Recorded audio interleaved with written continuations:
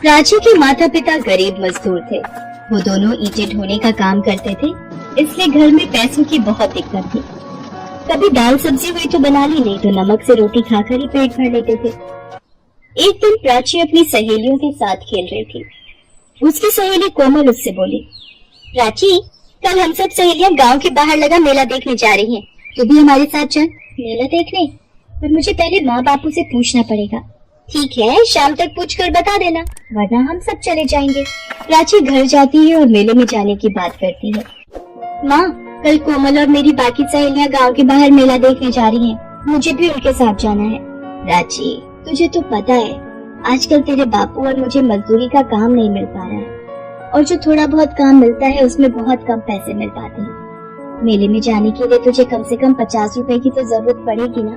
माँ, मैं वहाँ से कुछ भी नहीं खरीदूंगी, बस ऐसे ही घूम कर लौट आऊंगी। मालती, अगर प्राची जाना चाहती है तो उसे जाने दे। हमारी बच्ची वैसे भी हमारे साथ कहीं घूमने नहीं जाती है।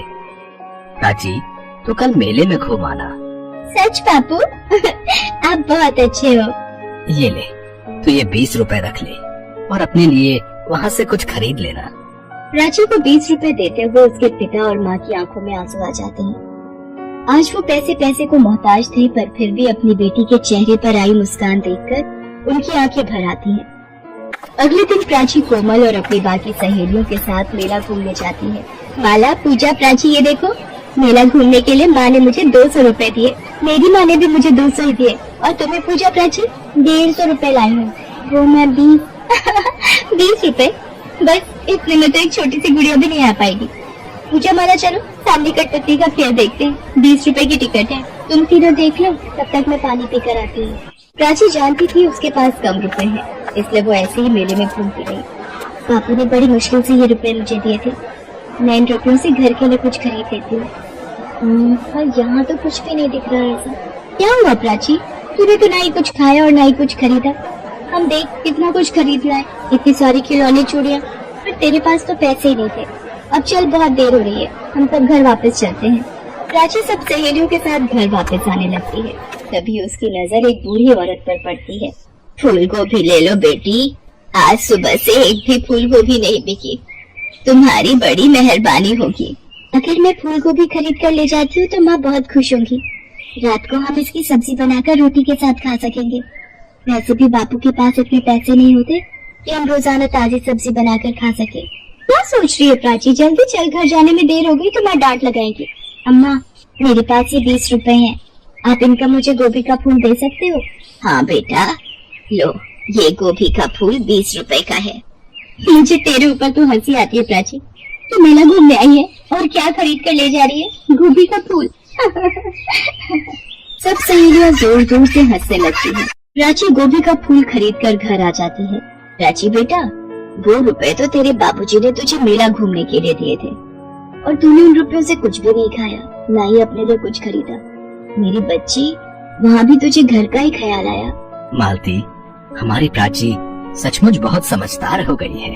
चल, अब तो बैठ, मैं गरम गरम इस फूल गोभी की सब्जी बनाती हूँ, फिर हम तीनों मिलकर खाना खाएंगे।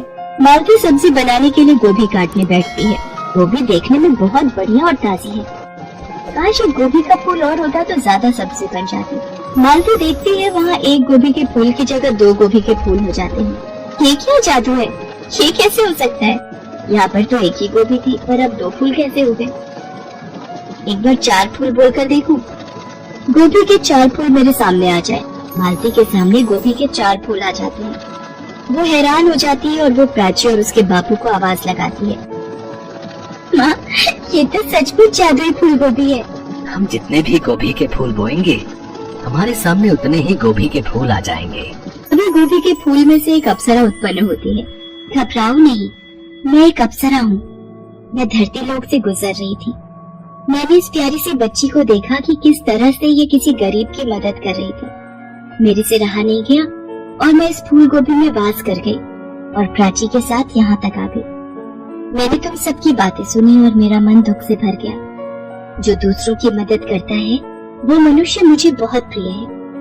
अब तुम सबको बिल्कुल भी चिंता करने की जरूरत नहीं है। मैं तुम्हें ये जादुई फूल गोभी देकर जा रही हूँ। अब इसकी सहायता से तुम जितनी चाहो उतनी गोभी बाजार में बेच सकते हो। अब तुम्हारे दुख के दिन दूर हो जाएंगे। लेकिन मेरी बात को हमेशा याद रखना, कभी भी अपने मन में लालच मत पनपने देना। इतना कहकर वो अप्सरा वहाँ से गायब हो जाती है। प्राची के माता पिता प्राची को गले लगा लेते हैं। आज उसी की वजह से उनके गरीबी के दिन दूर हो गए थे। अब तो प्राची के माँ बापू शहर की मंडी में फूलगोभी के बड़े व्यापारी बन जाते हैं और अब उनके पास धन दौलत बड़ा मकान सब कुछ था। सरिता के जेठ जेठानी स्वभाव के बहुत खड़ूस थे। सरिता का पति बीमार रहता था, इसलिए वो खेती बाड़ी का काम नहीं कर पाता था। इसी बात का फायदा उठाकर सरिता के जेठ राजेश्वर ने सारी जमीनें अपने नाम कर ली और छोटे भाई रामेश्वर को एक बंजर जमीन का टुकड़ा दे दिया। रामेश्वर उस बंजर जमीन के टुकड़े पर कोई फसल नहीं उगा पाता था, इस कारण वो बहुत गरीब हो गए।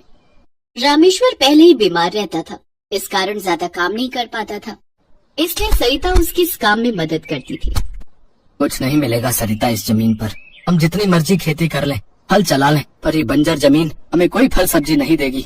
राजेश्वर भैया ने हमारे साथ धोखा किया। मेरी बीमारी का फायदा उठाकर मेरे से जमीन जायदाद के कागजों पर हस्ताक्षर ले लिए। क्या करूंगा जीकर इस दुनिया में जब भाई ही मेरा नहीं रहा। ऐसा न कहो, आप हो तो मैं हूँ। अगर आपको कुछ हो गया तो मैं भी जीकर क्या करूँगी? मेरा तो कोई भी सहारा नहीं है। चल अब घर चलते हैं, शाम होने को आई है। बंजर जमीन के कारण रामेश्वर बहुत ही परेशान रहने लगा था। घर में खाने को लाले पड़ गए थे। नहीं भाई, इस जमीन के तो मैं तुम्हें कोई दाम नहीं दूंगा। ये तो बंजर जमीन है, अगर मैं तुमसे खरीद भी लूं तो आगे कोई भी नहीं खरीदेगा। मेरा तो नुकसान हो जाएगा भाई। अब क्या करूं, कुछ समझ नहीं आ रहा। घर में खाने के लिए कुछ है नहीं, कैसे घर चलेगा। सुनो जी, अगर तुम कहो तो मैं जेठानी जी के घर से थोड़ी मदद मांग लूं, क्या पता वो मदद कर दे। सरिता, तुम उन्हें नहीं जानती हो। राजेश्वर भैया मेरे सगे बड़े भाई होकर मेरी मदद करने के लिए नहीं आते तो भाभी कैसे मान जाएंगी। रामेश्वर के कहने पर सरिता मालती के घर नहीं जाती, पर एक दिन रामेश्वर की तबीयत बहुत खराब थी। उसका बुखार उतर नहीं रहा था। सरिता को दवाई के लिए पैसों की जरूरत थी, इसलिए उसे मजबूरी में अपनी जेठानी के घर मदद के लिए जाना पड़ा। देख सरिता, अगर तुझे दवाई के लिए पैसे चाहिए तो वो मैं तुझे दे सकती हूँ, पर बदले में तुझे मेरे घर काम करना पड़ेगा। वो ऐसा है ना, मेरी काम वाली आजकल छुट्टी पर है, तो घर के बर्तन सफाई झाड़ू पोछा खाना बनाना करना सब तुझे ही संभालना पड़ेगा। तभी मैं बदले में तुझे पैसे दूंगी। मंजूर है तो बोल। ठीक है भाभी, मैं सारा काम कर लूंगी, पर आप मुझे पैसे जरूर दे देना, मुझे बहुत जरूरत है। उस दिन से सरिता अपनी जेठानी मालती के घर नौकरानी का काम करने लगी। मालती सरिता पर बहुत अत्याचार करती थी। सारा दिन काम करवाकर शाम में उसको 20 रुपए पकड़ाती थी। सरिता मजबूर थी, इसलिए वो काम करती रही। एक दिन सरिता अपनी जेठानी के घर काम कर रही थी, तभी एक बूढ़ी औरत वहाँ आई और कुछ मांगने लगी। बेटी, बहुत भूख लगी है, कुछ खाने को दे दो।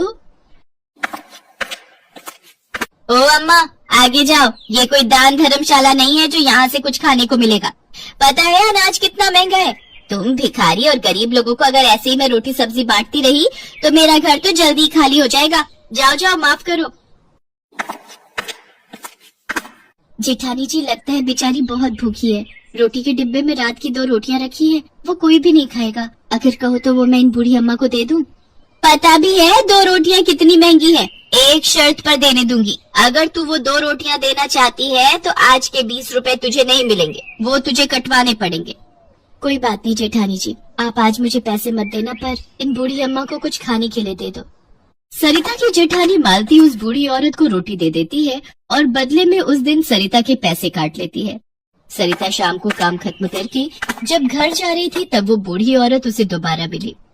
बेटी, तुमने मुझ बूढ़ी का पेट भरने के लिए अपनी जेठानी से अपने पैसे नहीं लिए।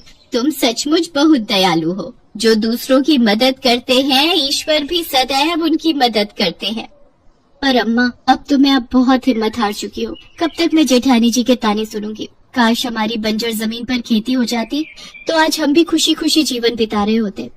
सरिता उस बूढ़ी औरत को अपनी सारी दुख भरी कहानी बताती है। घबराओ नहीं, सब ठीक हो जाएगा। मेरे पास तुम्हें देने को ज्यादा कुछ तो नहीं, पर ये 5 भिंडी है। अपनी बंजर जमीन पर 5 जगह एक एक भिंडी बो देना, फिर अगले दिन तुम्हारे सारे दुख दूर हो जाएंगे। सरिता को 5 भिंडी देकर वो बूढ़ी औरत वहाँ से चली गई। सरिता भिंडी लेकर घर आ गई। बूढ़ी अम्मा के कहे मुताबिक सरिता ने 5 भिंडी अपने बंजर खेत पर अलग अलग बो दी। सरिता, इन 5 भिंडियों से भला हमारी बंजर जमीन पर ये थोड़ी है कि भिंडी की खेती हो जाएगी। अरे तुमने कैसे विश्वास कर लिया? तुमने पूरा दिन भाभी के घर इतनी मेहनत की और जो पैसे कमाए उस बूढ़ी अम्मा को दे दिए हैं? अरे सरिता, तुम अपने बारे में भी तो कुछ सोचा करो। अब तुम क्या बनाओगी और क्या खाओगी बताओ? कोई बात नहीं जी, बूढ़ी अम्मा ने प्यार से दी थी। कई बार बड़ों के आशीर्वाद में ईश्वर के आशीर्वाद जितना असर होता है, इसलिए मैंने उन भिंडियों को खेत में बो दिया। बाकी थोड़े से चावल रखे हैं, आज आप और मैं मिलकर वही खा लेंगे। सरिता और रामेश्वर उस रात चावल उबालकर वही खाकर सो गए। अगले दिन सरिता जब सोकर उठी तो उसकी नजर बंजर खेत पर गई। उसने देखा उसके खेत में सोने की भिंडी उगाई है। सरिता खुशी से झूम उठी। सुनो, जल्दी बाहर आओ, वो देखो हमारे खेत में सोने की भिंडियां उगाई हैं। हाँ सरिता, सचमुच हमारे बंजर खेत पर तो सोने की भिंडी की खेती हो गई है। ये सब कैसे? लगता है वो बूढ़ी अम्मा जरूर कोई भगवान का अवतार थी, तभी उन्होंने कहा था कि हमारे सारे दुख दूर हो जाएंगे। जल्दी से इन भिंडियों को तोड़ लेते हैं। हाँ, चलो। सरिता और रामेश्वर मिलकर सोने की भिंडियां तोड़ लेते हैं। रामेश्वर उस सोने को बाजार में बेच देता है। सरिता ने उन बूढ़ी अम्मा को बहुत ढूंढा, पर कहते हैं ईश्वर कब किस रूप में हमारी मदद को आए ये कोई नहीं जानता। हमारे पास उन बूढ़ी अम्मा की कृपा से सब कुछ है। हमारे सारे दुख के दिन दूर हो गए। मैं सोच रही थी क्यों ना हम गरीबों के लिए एक धर्मशाला खोलें, जहाँ पर मुफ्त खाने के लिए भोजन और सोने के लिए जगह का प्रबंध हो। तुम ठीक कह रही हो सरिता, मैं आज ही इस बारे में गांव के जमींदार साहब से बात करता हूँ। रामेश्वर के पास अब बहुत सारे खेत थे, पर उसने अपने भाई भाभी से बिल्कुल नाता तोड़ लिया था, क्योंकि मालती ने जो सरिता की मजबूरी का फायदा उठाया था वो भूलने वाली बात नहीं थी।